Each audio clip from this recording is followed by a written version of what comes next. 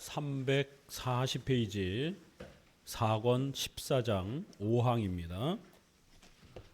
우리 성경 말씀 고린도전서 11장 고린도전서 11장입니다. 30절 29절부터 28절부터 읽어봅니다. 사람이 자기를 살피고 그 후에야 이 떡을 먹고 이 잔을 마실지니 주의 몸을 분변치 못하고 먹고 마시는 자는 자기의 죄를 먹고 마시는 것이니라. 이러므로 너희 중에 약한 자와 병든 자가 많고 잠자는 자도 적지 아니하니 우리가 우리를 살폈으면 판단을 받지 아니하려니와 우리가 판단을 받는 것은 주께 징계를 받는 것이니 이는 우리로 세상과 함께 죄 정함을 받지 않게 하려 하심이라. 성례에 대해서 우리가 함께 이제 배워가고 있습니다. 성례는 우리 장로교회에 있어서 기독교에 있어서 은혜의 수단으로 교회의 표지로 사용될 정도로 아주 중요한 그러한 교회의 예식입니다. 이게 얼마나 중요하냐면 고린도전서 11장에 여기에 대해서 훈계하고 책망을 하는데요. 고린도 교회가 성찬을 무질서하게 막 지켰습니다. 22절에도 하나님의 교회를 업신여기고 이렇게 성찬을 막 행했다라는 겁니다. 너희를 칭찬할 수 없다 이러면서 11장 30절에 바로 성찬을 너희들이 무시하고 무질서하게 행함으로 인해서 성도들 안에 병든 자들과 잠자는 자, 죽은 자들이 많다. 하나님 앞에 징계를 받아서 성례를 등한시하게 되면 질병과 죽음의 징계를 받을 수 있다고 엄히 경고하고 있습니다. 성찬은 이게 무엇인지 교리적으로 잘 살펴야 된다라고 하는 겁니다. 주님의 몸을 분별해야 된다는 겁니다. 이게 도대체 뭔가 이 예식이 로마 가톨릭처럼 떡과 포도주가 진짜로 바뀌는 그래서 마치 식인종처럼 예수님의 살을 뜯어먹는 것처럼 이런 식으로 접근하면 큰일 나는 겁니다. 주님의 몸을 잘못 분별한 겁니다. 화채설. 그러다 보니까 거기에 대한 반대로 성찬은 아무것도 없다. 그냥 해도 그만 안 해도 그만 이렇게 상징설로 이렇게 또 성찬을 무시해서는 안 되는 겁니다. 오늘 우리 시대는 성찬을 무시하는 시대에 살아가고 있습니다. 중세시대 천년이 성찬을 너무 지나치게 강조를 해서 문제가 됐다라면 오늘날은 성찬을 아예 무시하는 그런 시대에 살고 있습니다. 주님의 몸을 이 떡과 포도주가 뭔지를 교리적으로 제대로 분별을 못하는 거예요. 배워본 적이 없기 때문에 교리 공부를 하지 못해서 성찬을 제대로 접근을 못하는 겁니다. 우리 정통 기독교가 지켜왔던 영적 임재설이라는 게 무엇인지를 잘 배워가셔야 됩니다. 자기를 살피고 회개하고 근신하면서 그렇게 성찬은 우리의 성화를 위해서 주신, 세례는 구원의 표시로 주신 것이고 스타트 출발의 표시로 준 거고 성찬은 성장에 계속해서 점진적으로 자라가는 이러한 성화의 표시로 준 겁니다. 그래서 세례는 평생에 단 한 번만 받는 거고 성찬은 자주 이렇게 행하는 것입니다. 성례를 잘못 행하면 죽어나갈 수 있다는 것을 명심하셔야 됩니다. 이렇게 성례는 굉장히 중요한 것으로 성경이 우리에게 강조하고 있기 때문에 특별히 유아 세례를 준비하시고 있는 분들은 잘 준비해서 유아 세례를 받으셔야 됩니다. 오전 설교처럼 한쪽 배우자가 반대한다고 또 집안에서 어떤 신앙적 이유 때문에 반대한다고 자신의 자녀를 유아 세례에서 중단시키면 큰일 납니다. 우리 장로교 신조에는 양부모든지 한쪽 부모든지 한 부모라 할지라도 신앙 고백을 가지고 있으면 그 부모의 신앙 고백에 의해서 하나님의 자녀로 초대가 되는 유아 세례를 허락할 수 있다라고 이렇게 고백하고 있습니다. 그렇기 때문에 배우자가 반대하고 집안에서 반대할지라도 내 자식을 구원의 이러한 표시로, 하나님의 백성의 이 표시로 초대하는 이 엄청난 어마어마한 귀한 하나님의 이 복된 선물을 행하는 거기 때문에 반드시 유아 세례에 대한 부분들을 집행할 수 있도록 부단히 가족들을 설득하고 용기를 내야 됩니다. 그래야 그 자녀의 미래와 삶이 하나님이 동행하시는 하나님의 복과 은혜를 보증할 수 있는 겁니다. 하나님이 주신 이 소중한 예식도 무시하면서 어떻게 자녀의 미래를 하나님께서 도와주시도록 기도할 수 있겠습니까? 이렇게 유아 세례, 또 성인 세례, 또 성찬, 이런 부분들이 왜 그토록 중요한가? 이건 바로 예수 그리스도와의 연합, 그리스도와 하나됨을 외적인 표시로 알려주는 소중한 그러한 교회의 구원과 관련된 그러한 혜택과 표시를 알려주는 거기 때문에, 또 하나님이 직접 제정하시고 예수님이 이 땅에 오셔서 직접 제정해 주신 것이기 때문에 소중하다라는 겁니다. 그래서 이걸 함부로 여기게 되면 하나님 앞에 엄중한 책망과 징계를 받을 수 있다는 것을 꼭 명심하셔야 됩니다.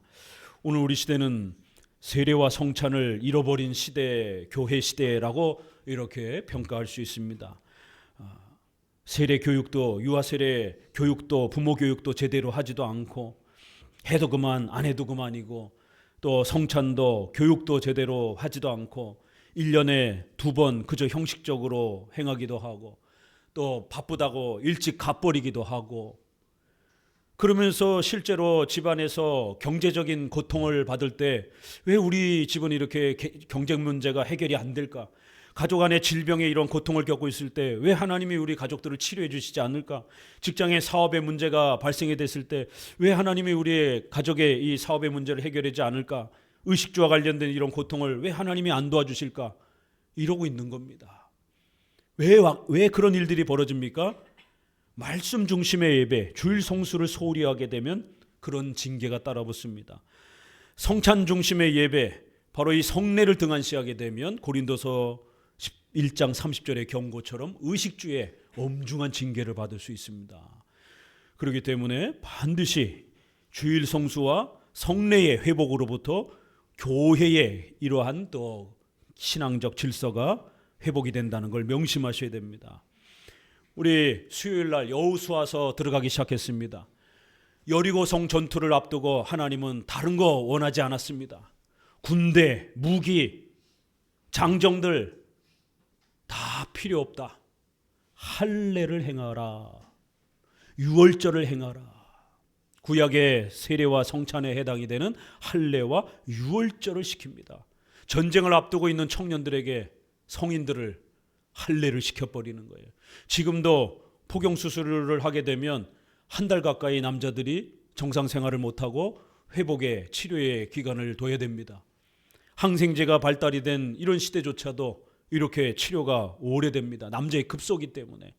고대 사회에 치료제도 별로 없는 이런 시대에 성인 남자를 그렇게 성기를 잘라, 표피를 잘라내고 회복되도록 기다리고 있는 겁니다. 적들 앞에서 죽으라는 얘기죠. 왜 하나님은 수많은 것들 중에 다 필요 없고 할례와 유월절을 행하라는 거예요. 할례와 유월절 하지 않으면 내 백성 아니라는 겁니다. 하나님이 안 도와주겠다라는 거예요. 함께 가지 않겠다라는 거예요. 전쟁을 앞두고 있는 청년들을 향하여 할례와 유월절을 행하라는 겁니다. 왜요? 할례와 유월절은 하나님의 백성이라고 하는 외적 표시이기 때문에, 그가 신자라고 하는 신앙 고백의 표시이기 때문에 이걸 등한시하게 되면 신자인지 아닌지 알 수가 없다라는 겁니다. 히스기야가 교회가 다 무너졌을 때 제일 먼저 회복한 게 뭔지 아십니까? 할례와 유월절이었습니다. 종교 개혁의 첫 스타트입니다. 이게 세례와 성찬, 우리 종교 개혁자들이 끝까지 영적 임재소를 회복해 준 겁니다. 루터조차도 교회론에 대한 부분이 약해가지고 공제서를 주장을 하다가 많이 실수를 했습니다. 그래서 같은 종교 개혁자지만 개혁자들끼리 끝까지 논쟁하면서 이 성찬에 대한 부분들을 더 철저하게 성경으로 연구하면서 결국 영적 임재설을 회복시켜 준 겁니다. 동료에게 엄중한 꾸중과 책망을 하면서 논쟁을 통해서 그렇게 성찬을 이해하면 안 된다라고 어마어마한 논쟁들을 통해서 마지막까지 논쟁을 해서 이 성찬 세례를 회복해 준 겁니다. 아니 뭐 그 정도 이해하면 됐지 왜 그렇게 성찬 갖고 논쟁을 오래도록 했겠습니까? 성찬은 종교 개혁의 열매이기 때문에 이게 잘 회복이 되어야 교회 회복의 열매가 오래도록 유지될 수 있기 때문에 끝까지 동료와 논쟁하면서 이 영적 임재설이라고 하는 성찬을 찾아준 겁니다. 성경을 가르치고 오직 성경을 외쳤던 거는 출발이죠. 오직 믿음으로 성경으로 돌아가면서 종교 개혁이 일어난 겁니다. 그 열매가 예배와 성찬인 겁니다. 그래서 성경을 회복하기 위해서 그 다음에 예배와 성찬을 회복하기 위해서 이 둘을 회복하기 위하여 종교개혁자들은 마지막 순간까지 끝까지 논쟁하면서 그렇게 보물을 찾아준 겁니다. 이걸 잘 지키고 보존할 때 성도들의 가정과 교회가 회복이 되고 복을 받는 겁니다. 이렇게 소중한 거기 때문에 이번 강요의 내용을 통해서 아주 잘 배워가시기 바랍니다. 교회론 부분에서 분량을 보세요. 이게 반이에요. 성례가. 이제 마지막 20장에 가서는 국가론밖에 없어요. 맨 뒤에 조금. 반이 성례론입니다. 이렇게 비중이 큰 겁니다. 앞으로 기독교 강요를 2번 하기는 다시 또 하기는 어렵습니다. 이게 벌써 2번째이기 때문에 3번 하기는 어려워요. 목회 일정상 다른 또 해야 될 것들이 많이 있기 때문에 성찬을 성례를 이렇게 많이 기독교 강의에서 소개하는 게 이게 마지막입니다. 그러니까 열심히 배우셔서 분량상으로도 이렇게 많이 성례를 소개하는 건 이번이 이제 거의 마지막이 될 거예요. 웨스트민스터 신조나 다른 신조에 보게 되면 몇 장 안 되기 때문에 설명 분량이 작아요. 기독교 강의는 어마어마한 양이 어마어마합니다. 그래서 이번에 아주 정확하게 꼭 배워두시기 바랍니다. 5항 인장, 인침과 같은 성례. 성례는 표시요 인침이다 이렇게 표현을 합니다. 인장, 도장으로 이건 내 거다라는 소유권을 표시하는 그런 역할을 하죠. 도장은. 그래서 성례는 우리가 하나님의 자녀다라고 하는 것에 대한 외적인 표시라는 거예요. 표시. 또 인침, 하나님이 우리를 향하여 너희들은 내 거다라고 하는 내 백성이다라고 하는 강력한 하나님의 소유권을 우리에게 그렇게 나타내주는 수단이라는 거예요. 그래서 표시요, 바깥으로는 표시요, 안으로는 인침이다라고 이렇게 표현하는 그런 성격이 있습니다. 밑에서 4째 줄, 바울 자신이 분명히 할례를 인이라고 부르기 때문입니다. 인침. 로마서 4장 11절. 거기서 바울은 같이 읽습니다. 아브라함이 할례를 받은 것은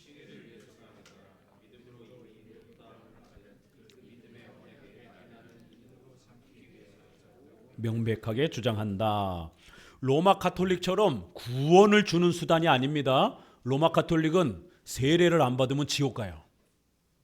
그래서 전쟁터라든가 이런 데에 친구가 나 예수님 믿고 싶어 그러면 친구가 죽어가면 세례를 못 받았어요. 그럼 평신도라도 세례를 줘야 돼요.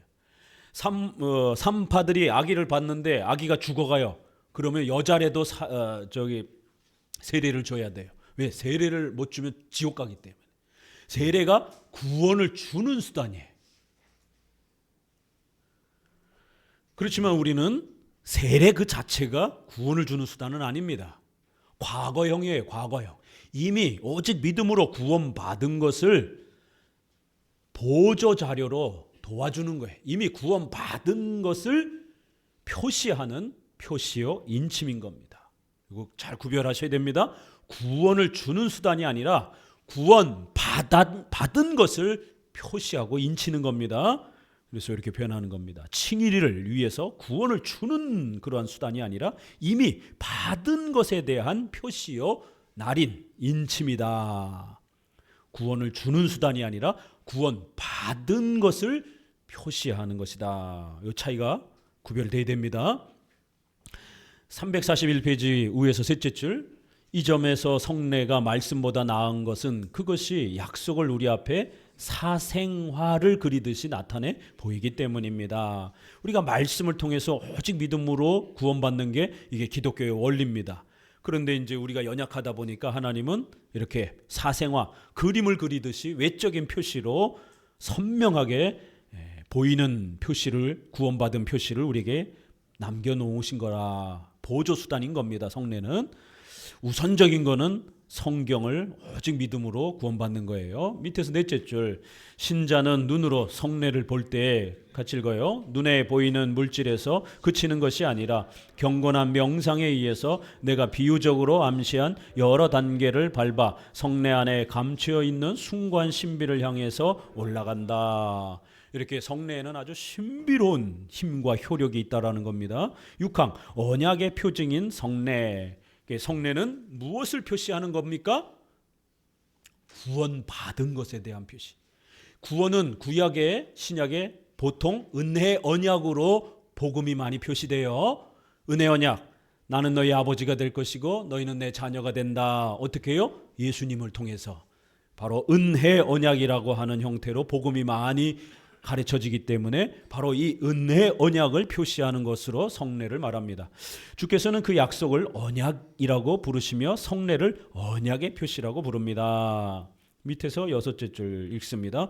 그러므로 성례는 우리로 하여금 하나님의 말씀의 진실성을 더욱 확실하게 믿게 만드는 행사입니다. 우리가 육에 속한 자들이기 때문에 성례도 육에 속한 것으로 우리에게 제시된다. 손을 잡아 인도하듯이 성례도 우리의 우둔한 능력에 알맞도록 가르치려는 것이다. 어거스틴이 성례를 보이는 말씀이라고 부른 것은 하나님의 약속들을 그림에 그리듯이 분명한 형상으로 그려서 우리의 눈앞에 보여주기 때문이다. 밑에서 셋째 줄, 그 큰 단락, 성례를 통해서 우리에게 자신을 나타내시며 우리에게 대한 그의 선하신 뜻과 사랑을 말씀에 의한 것보다 더 명확하게 확인하시기 때문이다. 이렇게 오직 성경을 믿음으로 구원받는 이 기독교의 믿음의 신앙의 원리를 성례를 통해서 눈에 보이는 형태로 표시로 우리가 구원받았다라는 것을, 그리스도께서 우리와 함께 하신다는 것을 이렇게 더욱 보충해 주는 겁니다. 자, 성례는 성령의 도구에 불과하며 오직 말씀과 협력함으로써만이 믿음을 굳게 만듭니다. 성례는 사람 앞에서 우리의 믿음을 고백하는 독특한 표지입니다. 이렇게 성례는 성령의 역사가 여기에 함께한다라는 거예요. 반드시 말씀의 이러한 원칙 아래에서 성경의 원칙대로 그렇게 성례를 행해야 돼요. 그러면 성령의 역사가 일어납니다.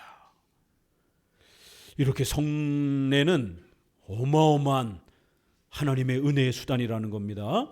7항, 악인들이 성례에 참가하는 것이 그 중요성을 부정하는 증거가 되지 않는다. 이렇게 성례가 엄청 중요한데 만약 그러면 악인들이 참여하면 어떻게 되는가? 그래서 이 성례 반대주의자들이 성례의 이 중요성을 무너뜨리려고 할 때에 이 핑계를 대는 겁니다. 만약 성례가 그렇게 중요하다면 악한 자들도 그 성례에 참여하면 효과를 보느냐? 이건 말이 안 되지 않습니까? 그렇기 때문에 성례를 그렇게 너무 지나치게 강조하면 안 됩니다. 이런 식으로 성례를 무시하고 제2성령 세례 이걸 강조하는지 이런 식으로 자꾸 넘어가는 거예요. 자, 343페이지 두 번째 단락 첫째 줄입니다. 그러므로 주께서는 그의 말씀과 성례를 통해서 그의 자비와 은혜의 약속을 우리에게 제시하시는 것이 확실하다. 그러나 확실한 믿음으로 말씀과 성례를 받는 사람만이 이 일을 깨닫는다. 둘째 줄 아래요. 그러므로 어거스틴은 이 뜻을 전달하면서 말씀의 효력이 성례에게 나타나는 것은 말씀을 듣기 때문이 아니라 믿기 때문이다. 이 성례가 효력을 나타내려면 반드시 우리 성도들의 믿음이 있어야 됩니다. 그래서 말씀을 단순히 듣는다고, 그저 예배에 참여한다고 효력이 나타나는 게 아니라 말씀을 믿는 자에게 이 효력이 나타나는 겁니다. 자, 영적 임재설 꼭 기억하세요. 4가지 요소가 있어야 됩니다. 영적 임재설이라는 말에는 영적, 성령의 도우심을 영적이다 이렇게도 표현하고, 우리의 믿음이 동반돼야 된다. 육체가 아니라 우리의 믿음, 영적인 믿음이 이 성례에 동참이 돼야 돼요. 그래서 영적이라는 말을 하는 겁니다. 영적이라는 말이 무슨 말인지 꼭 기억해야 돼요. 성령의 역사가 있어야 된다는 것. 우리의 믿음으로 참여하는 것이다라는 것. 육체적, 물질적으로 먹는다고 될 문제가 아니에요. 자, 그럼 어떤 일이 일어난다고요? 성례는 아무것도 없어요. 효력도 없어요. 이게 아닙니다. 임재가 있어요. 임재. 그리스도의 임재가 실제로 나타난단 말이에요. 가톨릭과 루터파는 임재를 너무 지나치게 강조한 겁니다. 그래서 식인종 개념이 교리가 만들어진 거예요. 직접 뜯어먹는. 임재를 너무 강조해가지고 식인종 개념이 들어오면 안 돼요. 그렇다고 성례에는 아무것도 없어, 이렇게 성례를 무시하는, 그리스도의 임재를 파괴하는 상징론으로 넘어가면 또 안 됩니다. 성례에는 분명히 그리스도의 임재의 약속이 있습니다. 자, 그래서 영적 임재설이라는 겁니다. 자, 끝날 때까지 반복합니다. 이 4개가 핵심이에요. 떡과 포도주는, 외적인 이 떡과 포도주는 있는 그대로 떡과 포도주예요. 이건 상징적 도구입니다. 진짜로 바뀌는 게 아니에요. 떡과 포도주는 상징의 도구로 우리가 사용하는 겁니다. 두 번째, 성령의 역사가 있어야 여기 효력이 나타나는 거예요. 세 번째, 성도들이 믿음으로 참여해야 되는 겁니다.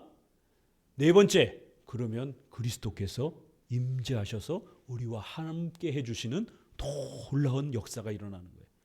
영적 임재설의 핵심 교리 4개는 바로 성찬의 떡과 포도주는 상징적 도구라는 거. 이게 바뀌는 게 아닙니다. 그냥 그대로 물질적인 떡과 포도주예요. 다만 이 외적인 걸 가지고 우리가 상징적으로 사용하는 겁니다. 성령의 도우심, 성도의 믿음, 그럼 그리스도의 임재가 성례에 나타나는 겁니다. 그래서 갈라디아서 3장 27절에도 보면 누구든지 그리스도와 합하여 세례를 받는 자, 고린도전서 12장에 다 한 성령으로 세례를 받아 한 몸이 되었고, 이렇게 성령의 역사로 우리가 세례와 성찬의 효력을 맛본다라는 겁니다. 그리스도와 우리가 실제로 하나가 되어 우리가 거듭나는, 중생하는 이러한 역사가, 그 열매들이 세례와 성찬에 나타난다는 거예요. 자, 고린도전서 거기에서부터 셋째 줄 아래 같이 읽어봅니다. 하나님의 은혜가 성례에서 역사하는 것을 불경건하고 패약한 위선자들이 사악하게 아무리 억압하며 모호하게 하고 감추려 할지라도 성례는 여전히 하나님께서 원하실 때에는 어디서나 언제나 그리스도와의 교통을 참으로 증거하며 하나님의 영 또한 성례가 약속하는 것을 여전히 계시하며 성취하신다는 뜻이다. 그러므로 우리는 성례를 하나님의 은혜에 대한 증거라고 부르는 것이 옳으며, 그것은 우리에게 대한 하나님의 은총을 확인하는 인장과 같다고 단정한다. 성례는 하나님의 은총을 우리에게 확증함으로써 우리의 믿음을 지탱하고 자라게 하며 강화하고 증진시킨다. 여러분, 성례 자주 하는, 특별히 또 성찬을 등한시하면 어떤 일이 벌어진다고요? 믿음이 안 자라가요. 성례는, 특별히 성찬은 우리의 믿음을 지탱하고 자라가게 하고 강화시키고 증진시키는 역할을 한다라는 거예요. 한국교회가 1년에 2차례만 성찬을 행하니 한국교회 성도들이 믿음이 자라가겠어요? 안 자라가겠어요? 안 자라가죠, 당연히. 밥을 못 먹는데 어떻게 자라갑니까?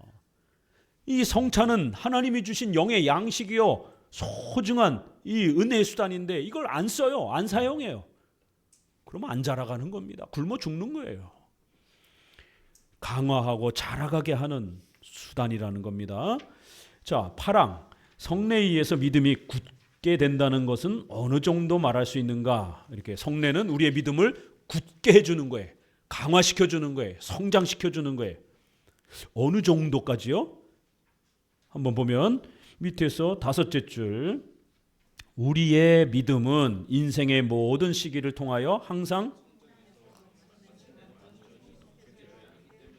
그러므로 사도행전 8장 37절에 마음을 온전히 하여 믿으면, 이란 것은 그리스도를 완전히 믿는다는 뜻이 아니라 다만 그리스도를 진정과 성실한 마음으로 받아들인다는 뜻이다. 배가 부른 것이 아니라 줄이고 목마른 것 같이 열렬한 애정으로 그리스도를 사모한다는 것이다. 성경에서는 무슨 일을 성의와 진심으로 하는 것을 마음을 온전히 하여 표현하는 것이 보통이다. 시편에도 보면 내가 전심으로 주를 찾습니다. 내가 전심으로. 여기에서 엄격주의가 실수를 하는 거예요.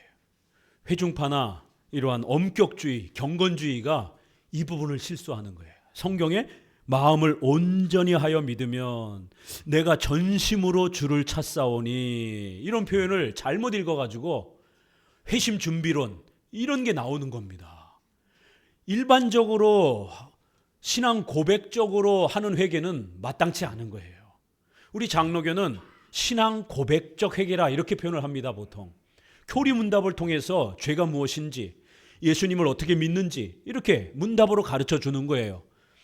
당신이 죄인임을 믿습니까? 그러면 네. 우리 이제 아이들을 입교할 때도 그렇고, 예수님을 안 믿는 원죄에 대해서, 전적 부패에 대해서 당신도 동일한 죄인임을 믿습니까? 네, 저도 그런 죄인임을 믿습니다. 그럼 예수님이 당신의 구세주임을 믿습니까? 네, 믿습니다.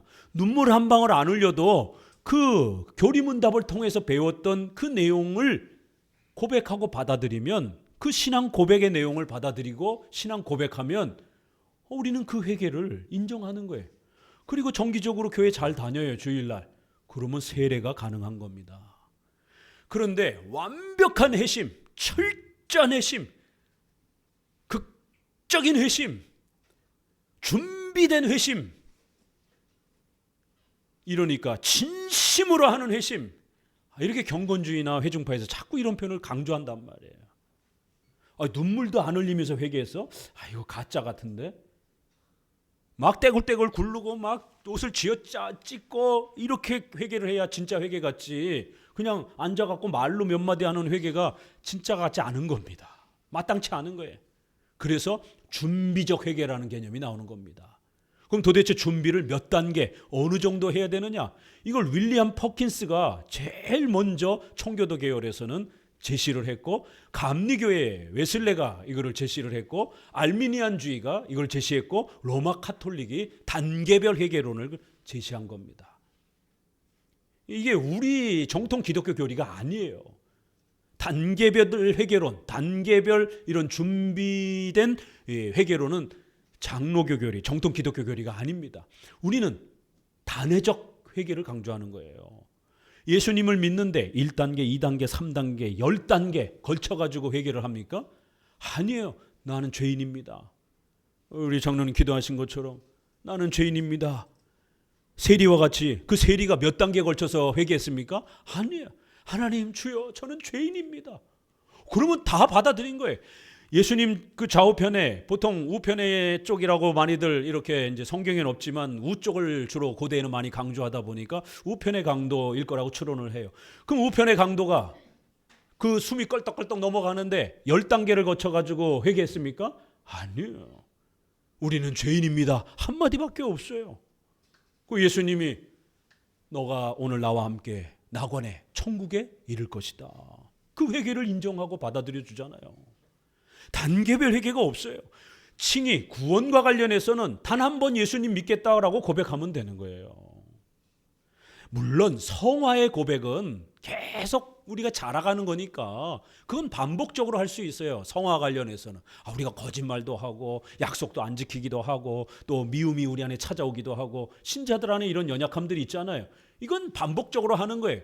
그래서 우리가 5대 구약의 제사 보게 되면 이런 속죄제, 속건제 이런 게 있는 거예요. 이건 반복적으로 행하는 제사 회개제인 겁니다. 그러나 칭의, 구원과 관련해서는 단 한 번 예수님 믿겠다고 해야지 지난번에 내가 예수님 믿겠다 한 거는 조금 목사님 이번에 진짜 믿겠습니다. 한 달 뒤에 찾아와가지고 목사님 지난번에 제가 한 거는 전심으로 좀 안 한 것 같아요. 이번에 제가 전심으로 하겠습니다. 도대체 어느 정도까지요? 언제까지요? 이게 문제가 되는 거예요. 더. 그래서 회심 준비론, 준비주의 이게 이제 알미니안주의자들이 구원의 이 문제를 장로교와 논쟁을 할 때 회개는 준비된 회개를 해야 된다. 단계별 회개를 해야 된다. 인간의 의지가 사용되어지는 그러한 준비적 회개를 해야 된다. 이렇게 강조한 거고 윌리엄 펑키스와 회중파에 있어서는 인간의 의지와 공로 이거를 강조하기는 어려우니까 하나님의 은혜로 우리가 이미 은혜를 받은 상태에서 준비를 해야 된다. 이렇게 말을 바꾼 겁니다. 똑같이 회심 준비론인데 이쪽은 인간의 자유의지로 보태야 된다라고 알미니안주의자들은 그렇게 준비론을 얘기한 거고 청교도 윌리엄 폰킨스에서는 하나님의 은혜로 말미암는 준비 이렇게 말을 바꾼 거예요. 그러니까 일본 성도들은 굉장히 헷갈리죠. 이거 그러면 은혜로 우리가 회개한다는 말이에요? 아니면 인간의 의지로 회개를 한다는 말이에요? 이게 말이 섞였잖아요. 이게 은혜라는 말과 준비라는 말이. 우리가 그리스도를 믿는다, 마음을 온전히 하여 믿는다 이런 말에 이 온전이라는 말은 100% 완벽함을 따지는 문제가 아니라는 겁니다. 그냥 그저 성실한 마음으로 거짓됨 없이 예수님을 믿겠다라는 마음에 그 진실성 유무를 따지는 것이지 그 정도의 100%를 요구하는 게 아니라는 거예요. 그래서 성경에서 온전히 하여 내가 전심으로 주를 찾았사오니 이런 것들도 그저 성의와 진심을 다해서 거짓됨 없이 비록 부족하더라도 예수님을 믿고 싶습니다. 전심으로 예수님을 사랑합니다. 내 온 마음을 다해서 예수님 사랑합니다. 라고 그저 그렇게 고백하면 되는 겁니다. 온 마음을 다해서 100% 온 마음을 다했는가? 그건 목사도 모르고 본인도 몰라요. 그러다 보니까 이 회심 준비론을 주장했던 윌리엄 퍼킨스부터 시작해서 그 제자 윌리엄 에임스는 도르트 총회에 참석했던 사람일 정도로 상당히 그렇게 개혁주의권 내에 있었던 분입니다. 그럼에도 실수를 한 거예요. 이 구원론에서. 윌리엄 에임스의 제자가 존 오웬, 토마스 구딘입니다. 그리고 프라네트커 대학 유럽 네덜란드 쪽에서는 코케이우스입니다. 그래서 코케이우스가 도대체 개혁주의자인지 알미니안주의자인지 그 시대에 엄청 논쟁이 벌어진 겁니다. 오늘날도 우리가 인명사전을 이렇게 할 때 코케이우스는 개혁주의자로 잘 취급하지 않습니다. 그만큼 장로교와 알미니안주의를 섞은 그런 구원론을 제시한 인물로 그렇게 비판을 받습니다. 코케이우스 대륙에서는. 그리고 그 코케이우스에게 영향을 받은 사람들이 브라켈이라든가 또 최근에 네덜란드 책들이 소개가 되는 그런 분들입니다. 그래서 그분들은 훌륭한 17세기 분들이지만 그럼에도 이러한 구원론에 있어서 약간 조심해야 되는 약점들이 있다라는 거예요. 장로교처럼 건강하진 않다라는 겁니다. 그들의 책을 무인도로 가면 단 한 권의 책을 성경 외의 책을 들고 가라 그러면 난 이 책을 들고 가겠다라고 이렇게 조나단 에드워드라든가 로이드 존스라든가 조엘 비키라든가 이런 분들이 칼빈의 기독교 강요가 아니라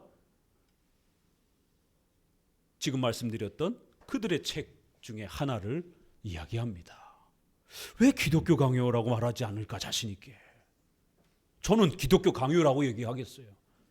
이렇게 출중한 책은 역세래요. 그 어디에도 어거신보다도 어거신을 뛰어넘는 어거신을 정리해 준 분이잖아요.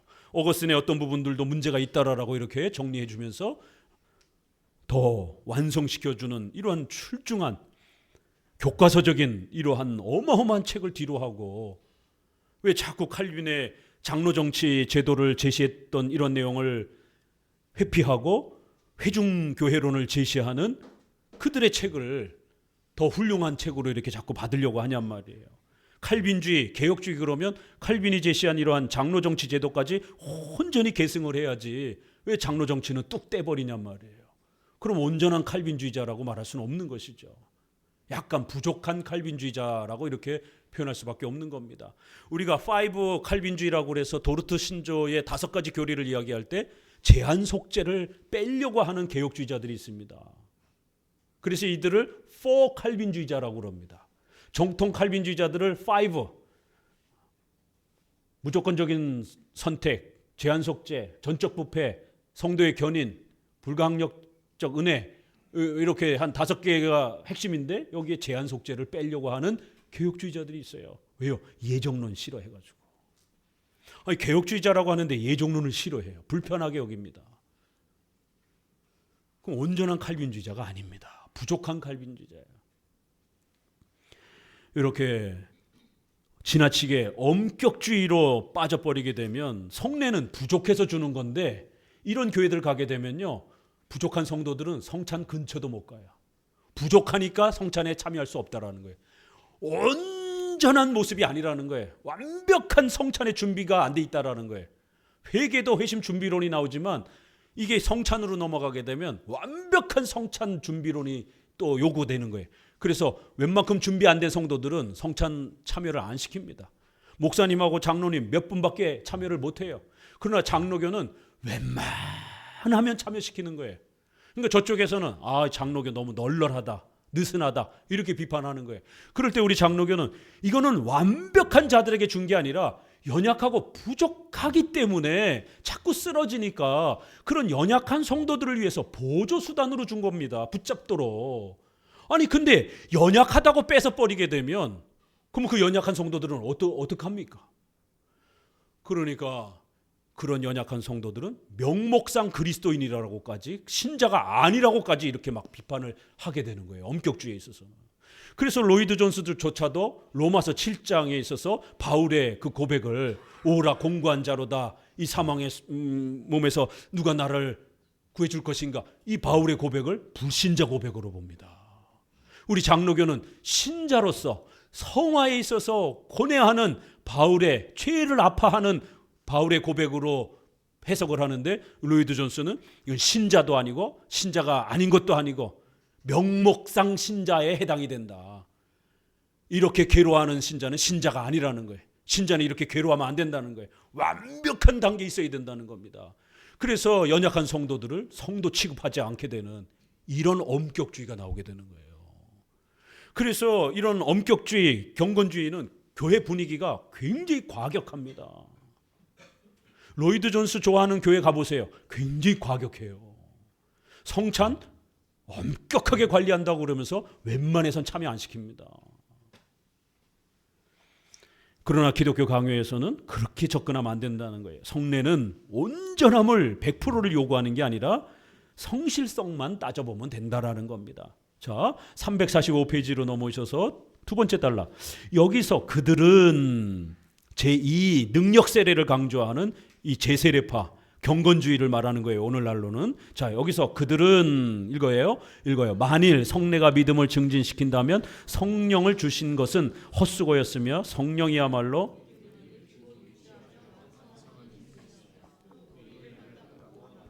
나는 물론 믿음이 전적으로 성령께서 하시는 고유한 일이라는 것을 인정한다. 성령의 조명에 의해서 우리는 하나님과 그의 자비의 보고를 알게 되고 성령의 광명이 없으면 우리의 마음의 눈이 어두워 아무것도 볼 수 없으며 감각이 둔해서 영적인 것을 전혀 느낄 수 없다. 그들이 하나님의 은혜를 한 가지만 말하는 데 비해서 우리는 세 가지를 인정한다. 첫째, 주께서는 우리를 말씀으로 가르치시며 지시한 둘째, 말씀을 성례로 확인하신다. 끝으로 우리의 지성을 성령의 빛으로 비추시며 우리의 마음을 여기셔서 말씀과 성례가 들어오게 하신다.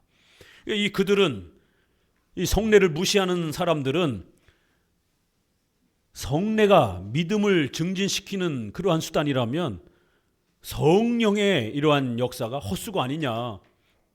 왜요? 성례 참여하고도 제대로 못 살아가는 성도들 많잖아요. 뜨뜻미지근한 성도들 많잖아요.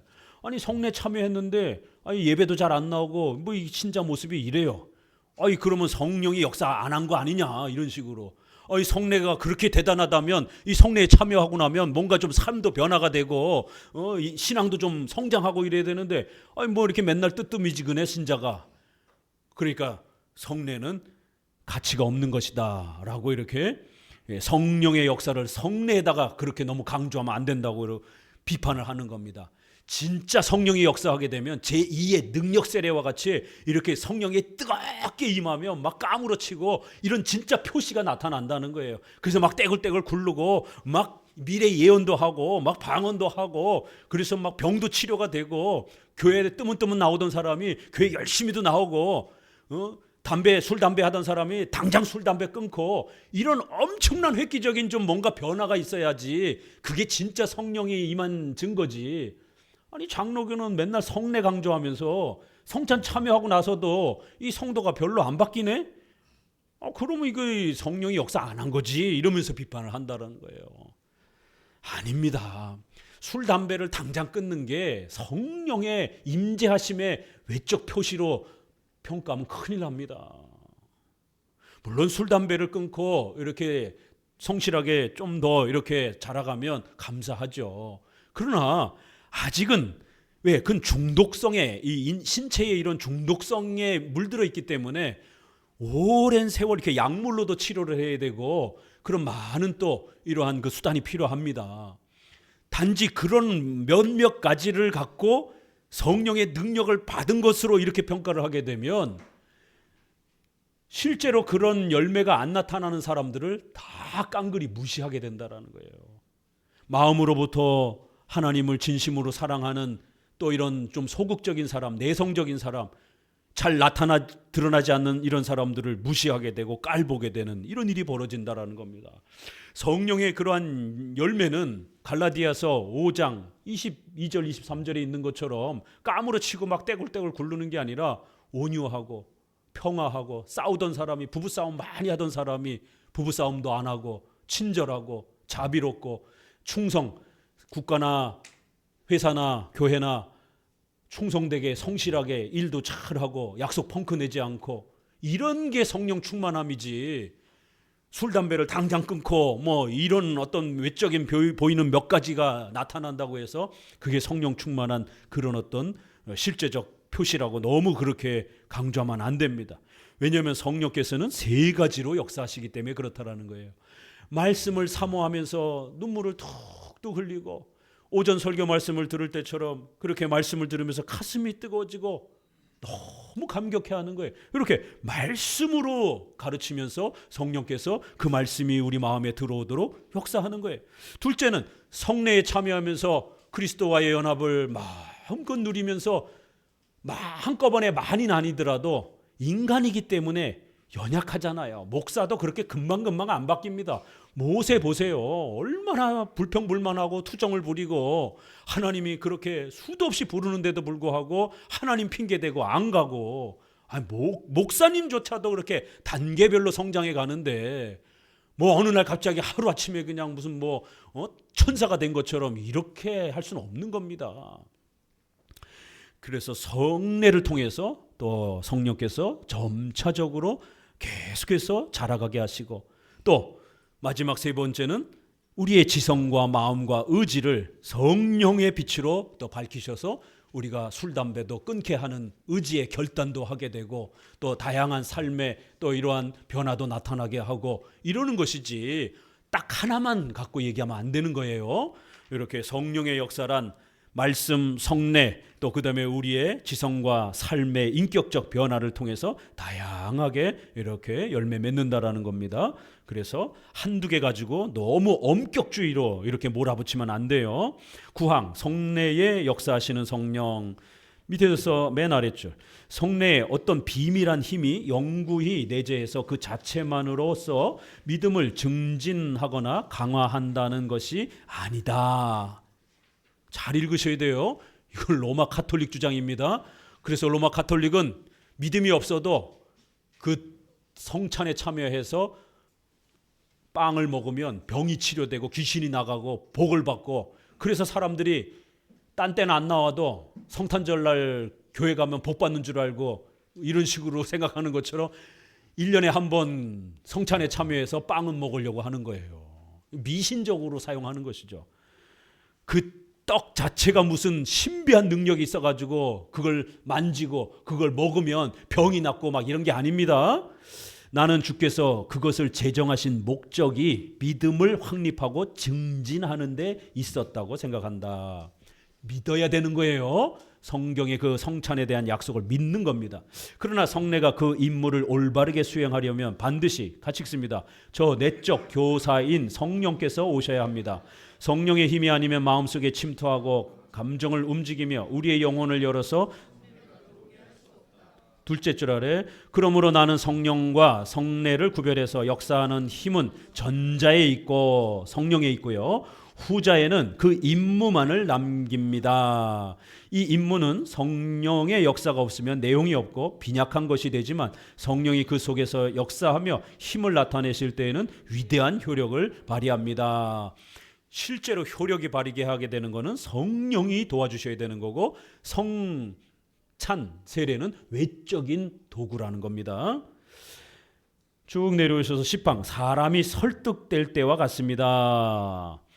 성찬 세례를 여러 가지로 이제 이렇게 설명해 가는 거예요.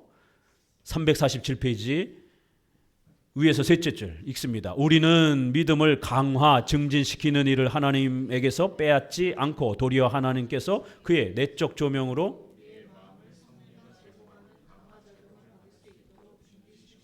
바로 이 때문에 믿음이 증진, 강화된다고 주장합니다. 이렇게 성례는 성령이 역사하시면 이러한 신앙이 강화되는 효력이 발생된다는 거예요. 이건 마치 인간이 어떤 사람을 설득하려고 할 때, 둘째 줄 보면, 제가 여러분을 설교를 통해서 아무리 설득을 해도요, 설득 안 되는 분이 계세요. 성령께서 여러분의 마음을 움직여 주셔서 여러분의 마음과 의지와 생각이 변화되어야 목회자의 설교와 권면이 열매가 맺잖아요. 그렇죠? 그럴 때에 이 목회자의 설교는 외적인 수단이 되는 거예요. 그렇다고 목회자의 설교 필요 없습니다, 나 혼자 기도하다 깨닫습니다, 이건 아니에요. 분명히 하나님이 모세를 사용하신 것처럼 목회자의 설교를 사용하시고 외적인 성례를 사용하는 겁니다. 그렇지만 실제로 효과가 나타나는 것은 성령께서 마음을 움직여 주셔야 되는 거예요. 그래서 우리가 사람을 설득할 때 설득하는 우리의 입이 본질이 아니라 결국 그 사람의 마음과 생각이 움직이고 판단이 되어져야 되는 것처럼, 마치 인간에게 이렇게 설득의 과정에 이렇게 외적인 수단과 본인이 어찌됐든 그 마음이 변화돼서 결단해야 되는 것처럼 이 성례라고 하는 수단도 외적인 수단과 실제적인 성령의 역할이 이렇게 구별되어 있다는 겁니다. 자, 맨 아래 단락 첫째 줄, 그러므로 말씀과 성례가 우리에게 대한 하늘 아버지의 선하신 뜻을 우리의 눈앞에 제시할 때 그것들은 우리의 믿음을 강화한다. 즉 하나님을 아는 지식으로 우리의 믿음이 굳게 서며 더욱 강하게 된다. 자, 11화, 우리의 믿음을 강화시키는 데는 말씀과 성례가 동등하게 역사한다. 이렇게 강화시킨다는 말이 계속 반복되죠. 그래서 말씀이, 성령께서 있어야 되는 거예요. 성례에는 여태까지는 성령이 도와주셔야 효력이 발생한다 이렇게 말씀했고, 이제는 성례는 목사님 마음대로, 성도들 마음대로 자기가 자기 머리에다가 손 얹고 세례 주고 막 이러면 안 되는 겁니다. 반드시 성경의 규칙을 따라서 해야 되는 겁니다. 그래야 효력이 나타나는 겁니다. 우리 주께서는 이 성질이 외적인 그의 말씀에 있다는 것을 비유로 가르치면서 말씀을 씨라고 이렇게 가르쳐 주셨습니다. 자, 두 번째 단락. 바울은 이 두 가지를 여러 기절에서 훌륭하게 설명합니다. 하나님께서 자기의 사역을 어떻게 효과적으로 사용하시는가를 고린도 교회 신자들이 다시 생각하게 만들려고 자기는 성령의 일꾼으로서 일하노라고 자랑합니다. 마치 불가분의 유대로 성령의 능력이 그의 전도에 결합되어 사람의 마음을 내면적으로 조명하시고 감동시키는 것으로 말합니다. 쭉 내려오셔서 밑에서 넷째 줄, 즉 하나님께서 그의 영적 은혜를 나타내시기 위해서 친히 임명하신 도구들을 사용하신다는 것입니다. 그러나 읽으세요. 그러나 우리는 언제든지 구별해서 사람이 자기 힘으로 할 수 있는 일과 하나님의 수중에 있는 일을 잊지 말아야 합니다. 이렇게 하나님은 이런 도구를 사용해서도 얼마든지 효력을 발휘할 수 있다는 겁니다. 시간도 지났고 사람도 바뀌었어요. 그렇지만 말씀대로 행하면 예수님으로부터 직접 여러분들이 떡과 포도주를 받아 먹는 것처럼 그런 놀라운 효력을 여전히 맛볼 수 있다는 겁니다. 왜요? 하나님은 이런 도구를 사용하셔서 하나님의 임재와 역사를 주실 수 있기 때문입니다. 12항 성례의 요소들은 하나님의 도구로서만 가치가 있습니다. 맨 아랫줄 읽습니다. 성례는 우리의 믿음을 더욱 강화시키는 것이기 때문에 주께서는 어떤 때에는 성례로 약속하신 일을 우리가 믿지 못하도록 하시기 위해서 성례 자체를 우리에게서 빼앗으십니다. 무지하고 어리석은 자들에게는 성례를 빼앗아 버려가지고 성례에 참여해도 효력을 맛보질 못하는 거예요. 마치 아담이 범죄하고 나서 거기 생명나무가 있었잖아요. 그 생명나무는 하나님의 은혜를 상징적으로 우리에게 보여주는 열매였던 겁니다. 그 열매가 사과나무인지 무슨 다른 나무인지 몰라도 그거 뭐 먹었다고 해서 우리 생명이 연장되는 건 아닙니다. 그걸 통해서 상징적으로 비유적으로 우리가 하나님의 도움과 하나님의 말씀을 꼭 붙잡고 살아야 우리가 영원히 산다는 것을 생명나무를 통해서 가르쳐 준 거예요. 그것도 하나의 성례 같은 역할을 한 거죠. 상징적, 비유적인 도구였으니까.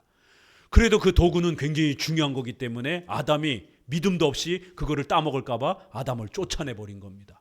그리고 불타는 화영검을 가진 그러한 천사가 에덴 동산 문 앞에 생명나무를 지킨 겁니다. 아담이 불신앙 가운데 함부로 들어와가지고 그거 따먹지 못하도록. 그래서 오늘날도 불신자들이 또 믿음이 이렇게 교육받지 못한 자들이 성찬에 함부로 참여하지 못하도록 반드시 교회는 당회는 이걸 관리하고 성도들을 교육해야 되는 겁니다.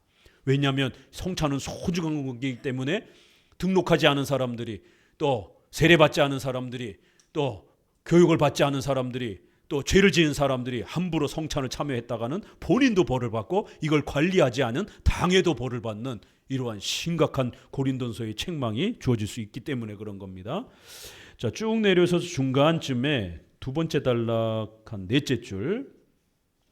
즉 하나님께서는 만물의 주요 심판자이시며 따라서 그분은 적절하다고 생각되는 수단과 도구를 사용하셔서 만물이 그의 영광을 나타내게 하십니다. 넷째 줄 아래 하나님께서는 성례로서 믿음을 영적으로 자라게 하십니다. 성례의 한 가지 기능은 하나님의 약속을 우리의 눈 앞에 놓고 우리가 볼 수 있게 하는 것, 아니 우리에게 약속의 담보가 되는 겁니다. 밑에 둘째 줄, 그와 같이 우리는 성례 자체를 믿거나 하나님의 영광을 성례에 옮겨서는 안 됩니다. 이건 로마 가톨릭 주장이에요. 마치 그 힘이 떡에 있는 것처럼 이렇게 너무 지나치게 강조하면 안 됩니다. 떡과 포도주는 상징적 도구예요. 반드시 성령이 역사하셔야 돼요. 그리고 우리 성도들이 믿음으로 참여해야만 효력을 볼 수 있는 겁니다.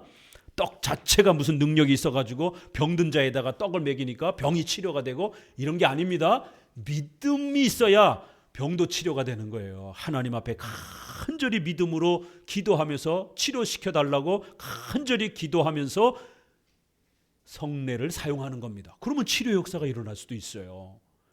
그렇지만 그러나 믿지 아니하면 아무 일도 안 일어나는 겁니다. 우리의 믿음과 고백은 모든 것을 제쳐놓고 성례와 만물의 근원이신 분을 향해서 비약해야 합니다. 바로 하나님을 믿고 성령을 간절히 의지하시라는 거예요. 14망 사크라멘툼, 이 성례를 영어로 사크라멘툼이라고도 이렇게 많이 표현한다고 그랬죠. 헬라어로는 미스테리온이라고 하는 단어이기도 하고, 자, 이 단어는 군대에 입대할 때 충성을 맹세하는 이제 그런 데서 온 단어예요. 그래서 이제 성례를 또 반대하는 자들이, 야, 너네 성례를 자꾸 사크라멘툼이라고 그러던데 그거 뭐 충성 맹세하는 것밖에 그런 의미밖에 없는데 뭐 이 성례에 무슨 효력이 있어? 그냥 그건 우리 신자들이 열심히 살겠습니다, 이 정도 신앙 고백하는 것밖에 안 되지, 성례는 그렇게 큰 의미가 없는 겁니다, 이러면서 자꾸 또 이 단어를 가지고 시비를 붙이는 거예요. 물론 이 단어는 일상 용어에서 군대에서 많이 쓰여진 건 인정합니다. 그러나 이게 기독교로 들어오면서 새로운 의미가 여기에 덧붙여졌다라는 것이에요. 그래서 약속을 잘 지키는, 분명히 이러한 부분을 군대에서 충성 맹세하는 부분에서 따온 거 맞아요. 왜요? 성례에는 그런 요소도 있기 때문에. 351페이지, 그들은 그것을 사람이 진리에 대하여 지니는 확신이라는 뜻으로 사용하였다. 그와 같이 사크라멘툼은 군인이 자기의 사령관에게 충성을 맹세하는 행동이었는데 고대인들은 사령관이 군인들을 입대시키는 행동으로 만들었습니다. 즉 주께서는 사크라멘타에 의해서 우리의 하나님이 되시고 우리는 그의 백성이 되리라고 약속하십니다. 그래서 성찬에는 분명히 맨 마지막에는 하나님의 교회를 세우고 복음의 사명을 감당하는 신자로서 더욱 충성스럽게 살아가겠다고 또 우리는 믿음의 결단과 약속을 하셔야 되는 겁니다. 분명히 그런 면에서 또 이 사크라멘툼이라고 하는 단어, 충성, 맹세라는 의미도 사용되어지는 거예요. 그러나 단순한 약속만 있는 게 아니에요. 충성, 맹세만 하는 그러한 결의만 있는 게 아니죠. 그 앞에 그리스도의 임재가 있잖아요. 성찬에는 네 가지를 또 행해야 됩니다. 네 가지가 따라옵니다. 첫째, 예수 그리스도의 십자가의 죽으심과 부활을 떡과 포도주를 통해서 가르칩니다. 그 몸이 찢어지는 것, 그 포도주가 흘려지는 걸 통해서 그리스도의 피가 흘려졌다라는 것을 우리에게 가르칩니다. 또 그리스도는 영의 양식이 되었다라고 하는, 우리와 함께 하시면서 우리의 영의 양식으로 늘 우리를 지켜주신다라고 하는 영의 양식 개념이 있습니다. 그리스도와의 연합을 가르쳐주는 효력이 성찬에서 주어집니다. 4개가 주어지는 거예요. 세 번째는 그렇게 영적 양식을 우리에게 공급해 주시는 이유는 교회를 세워가라는 겁니다. 하나님의 교회를 세워가라는 충성스러운 다짐을 결단하셔야 되는 거예요. 이 일은 나 혼자만 할 수 없어요. 반드시 성도들의 교제를 만들어가면서 이루어가야 됩니다. 그래서 성도들하고 싸우지 않겠다라고 하는 다짐이 있어야 됩니다. 그래서 성찬에서는 그리스도의 피로 맺은 가족이라고 하는 강렬한 맹세가 따라붙는 겁니다. 이렇게 성례에는 셋째, 넷째는 맹세와 다짐이 있는 겁니다. 앞에 첫째, 둘째는 그리스도와의 하나됨이라고 하는 은혜가 있는 것이에요. 피는 물보다 진해요. 그런 말 있죠? 그러나 친인척의 피보다 더 진한 것은 그리스도의 피입니다. 그래서 우리가 그리스도의 피를 상징하는 떡과 포도주를 먹으면서 한 몸에 참여하고 한 피에 참여한다라는 고린도전서의 그 10장에 있는 것처럼 한 피에, 한 몸에 우리는 그리스도의 피로 맺은 가족이라고 하는 강렬한 다짐을 하는 거예요. 그래서 성도들하고 절대 싸우지 않겠다라는 다짐입니다. 성찬식에 참여할 때마다. 왜요? 교회가 항상 무너질 때 뭐 때문에 무너집니까? 성도들끼리 싸워가지고 교회 안에 분쟁이 일어나가지고 항상 교회가 망하잖아요. 그래서 교회에 수많은 사람들이 모여 있기 때문에 이 수많은 사람들이 어떻게 싸우지 않고 하나의 신앙 공동체를 이룰 수 있는가? 이 성찬을 자주 해야 됩니다. 그래서 우리는 한 가족이라고 하는 강력한 맹세와 다짐을 또 이렇게 하는 겁니다. 그런 면에서는 우리가 성찬을 사크라멘툼이라고도 부를 수 있다라는 거예요. 용어 자체만 가지고 너무 성찬을 이렇게 이렇다 저렇다 이렇게 말하면 안 되고, 성찬을 완벽하게 표현하는 용어는 없어요. 그래서 이 단어 저 단어를 이렇게 여러 가지를 섞어 쓰는 겁니다. 자, 밑에서 7째 줄, 결론 읽습니다. 성례는 하나님 앞에서 우리의 믿음을 도와야 한다는 것이 1차적인 점입니다. 그 다음에 성례는 사람들 앞에서 우리의 고백을 확인하는 겁니다.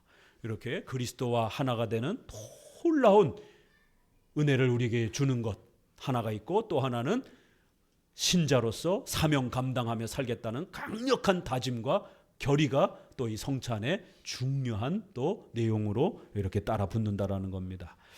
기도합니다. 하나님